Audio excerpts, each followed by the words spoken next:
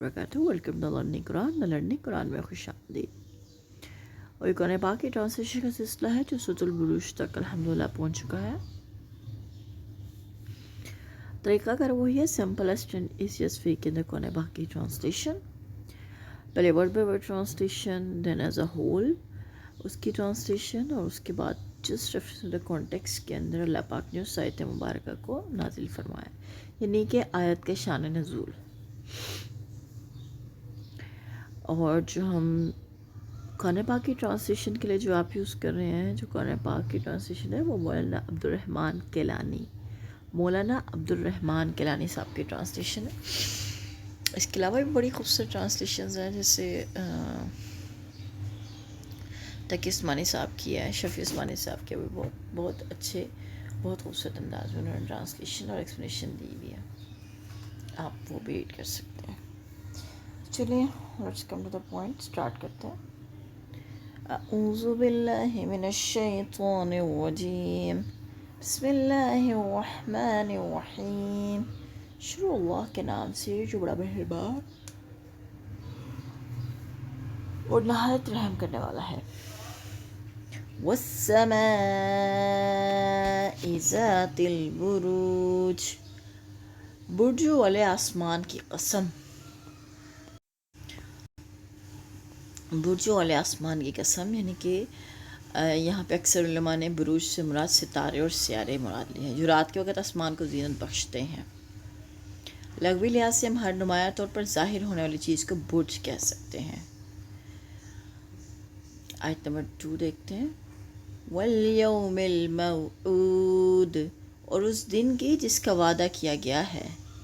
وشاہد ومشہود، اور دیکھنے والے کی اور دیکھی جانے والی چیز کی۔ آیت نمبر 2 میں الیوم الموعود سے مراد تو قیامت کا دن ہے، مگر آیت نمبر 3 میں شاہد اور مشہود کی تعبیر میں بہت دیکھنے والے کی اور دیکھے جانے والی چیز کی۔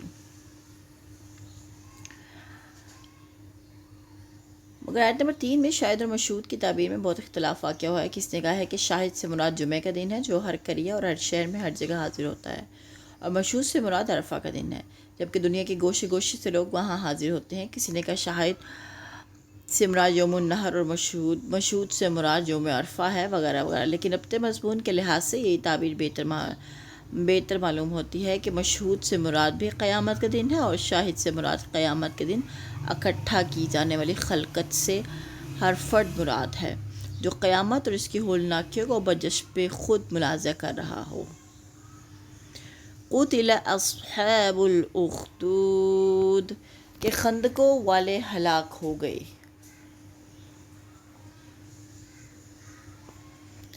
النار ذات الوقود، جس میں آگ تھی بہت ایندھن والی۔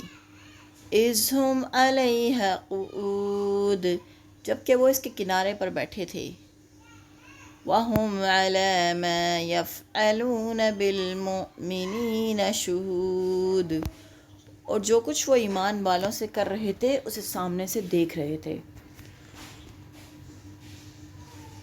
اصحاب الاخدود کا قصہ اور ذوالنواس یہودی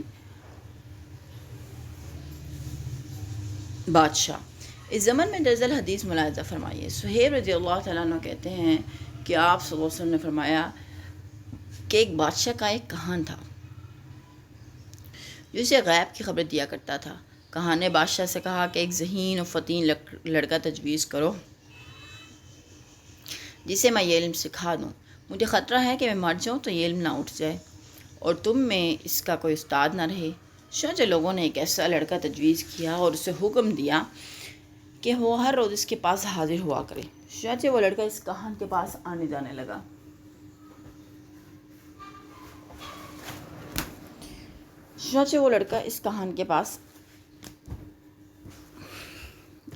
لگا۔ اس لڑکے کے راستے میں ایک گرجے میں ایک راہب رہتا تھا۔ معمر راوی کہتا ہے کہ میرے خیال میں ان دنوں ایسی عبادت خانوں کے لوگ ہی مسلمان تھے۔ وہ لڑکا جب اس راہب کے پاس سے گزرتا تو اسے دین کی باتیں پوچھتا، تاکہ راہب نے اسے بتایا میں تو صرف اللہ کی عبادت کرتا ہوں۔ اب لڑکا راہب کے پاس زیادہ دیر رہنے لگا اور کہان کے ہاں دیر سے پوچھتا تھا۔ کہاں نے اس کے گھر والوں کو کہلا بھیجا کہ لڑکا میرے پاس کم ہی آتا ہے۔ لڑکے نے رحاب کو یہ بات بتائی تو رحاب نے اس سے کہا، جب کہاں تم سے پوچھے تم کہ کہاں رہے تو کہہ دینا میں اپنے گھر والوں کے پاس تھا، اور گھر والے پوچھے تو کہہ دینا میں کہان کے پاس تھا۔ کچھ وقت اسی طرح گزرا، پھر ایک دفعہ یوں ہوا کہ کسی جانور نے بہت سے لوگوں کی راہ روک دی۔ بعض کہتے ہیں کہ وہ جانور شیر تھا۔ لڑکے نے ایک پتھر اٹھایا اور کہنے لگا، یا اللہ، جو کچھ یہ رحاب کہتا ہے اگر یہ سچ ہے تو میں تجھ سے سوال کرتا ہوں کہ تو اس پتھر سے اس جانور کو ہلاک کر دے۔ پھر اس نے پتھر جو پھینکا تو جانور مر گیا۔ لوگ پوچھنے لگے، اس جانور کو کس نے مارا ہے؟ کسی نے کہا اس لڑکے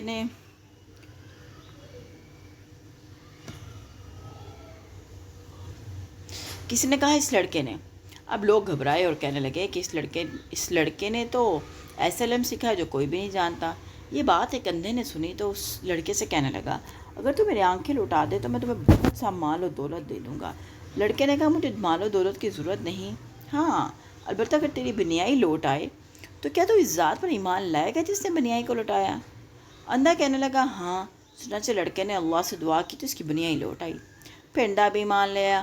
جب بادشاہ کو یہ خبر پہنچی تو اس نے سب کو بلایا اور کہا، میں تم کو الگ الگ طریقے سے مار ڈالوں گا۔ چنانچہ رحاب کو تو آرے سے چڑھوا ڈالا اور اندھے کو کسی اور طرح سے مروا ڈالا۔ پھر اس لڑکے کے لیے حکم دیا کہ اسے فلاں پہاڑ پہ لے جاؤ اور چوٹی پر جا کر اسے گرا دو۔ چنانچہ جب وہ اس چوٹی پر پہنچے جہاں سے لڑکوں کو گرانا چاہتے تھے تو وہ تو خود گرنے لگے اور لڑکے کے سوا چوٹی پر کوئی نہ رہا۔ وہ لڑکا بادشاہ کے پاس آ گیا تو اب اس نے حکم دیا کہ اب اسے دریا میں لے جا کر کشتی سے گرا کر ڈبو دو۔ اب بھی اللہ نے ان لوگوں کو غرق کر دیا اور لڑکے کو بچا لیا۔ اب لڑکا بادشاہ کے پاس آ کر کہنے لگا، اگر تم مجھے مارنا ہی چاہتے ہو تو اس کی صرف یہی صورت ہے کہ تم مجھے سولی پر لٹکا کر تیر مارو اور تیر مارتے وقت یوں کہو کہ اللہ کے نام سے جو اس لڑکے کا پروردگار ہے۔ شاید اس نے ایسا ہی حکم دیا۔ پھر لڑکا سولی پر چڑھایا گیا۔ پھر اس نے یہ کہہ کر تیر مارا اللہ کے نام سے جو اس لڑکے کا پروردگار ہے۔ چنانچہ جب لڑکے کو تیر لگا تو اس نے اپنا ہاتھ کنپٹی پر رکھا اور مر گیا۔ اب لوگ کہنے لگے، یہ لڑکا تو وہ علم جانتا تھا جو کسی کو بھی معلوم نہیں تھا، ہم اس لڑکے کے پروردگار پر ایمان لاتے ہیں۔ لوگوں نے بادشاہ سے کہا، تم تو تین آدمیوں کی مخالفت سے گھبرا گئے تھے، اب یہ سارے لوگ تمہارے مخالف ہو گئے۔ پھر بادشاہ نے بڑی بڑی خندقیں کھدوائیں اور اس میں لکڑیاں ڈال کر آگ لگا دی۔ پھر لوگوں کو اکٹھا کر کے کہنے لگا، جو شخص اپنے نئے دین سے باز آتا ہے اسے تو ہم چھوڑ دیں گے اور جو نہ پھرے اسے ہم آگ میں ڈال دیں گے۔ پھر وہ مومنوں کو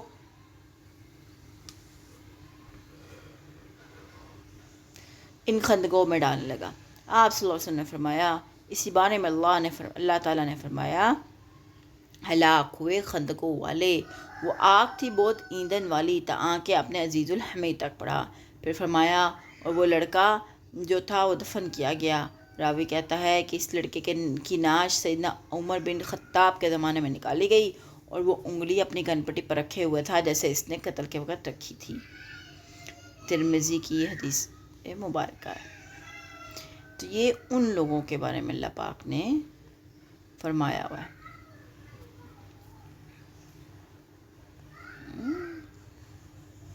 کہ خندقوں والے، قتل اصحاب الخدود، کہ خندقوں والے ہلاک ہوئے، النار ذات الوقود، جس میں آگ تھی بہت ایندھن والی، اذ ہم علیہا قعود، جبکہ وہ اس کے کنارے بیٹھے تھے، وَهُمْ عَلَىٰ مَا يَفْعَلُونَ بِالْمُؤْمِنِينَ شُهُودٌ، اور جو کچھ وہ ایمان والوں سے کر رہے تھے اسے سامنے سے دیکھ رہے تھے، یعنی کہ اللہ پاک اس کو جو وہ ایمان والوں کے ساتھ سلوک کر رہے تھے اللہ پاک ان کے سلوک کو دیکھ رہے تھے۔ ٹھیک ہے، آیت نمبر 7 ہم نے یہاں مکمل کیا ہے۔ انشاءاللہ ریزیوم کرتے ہیں نیکسٹ آیت سے۔ ٹل دین ٹیک کیئر، اللہ حافظ۔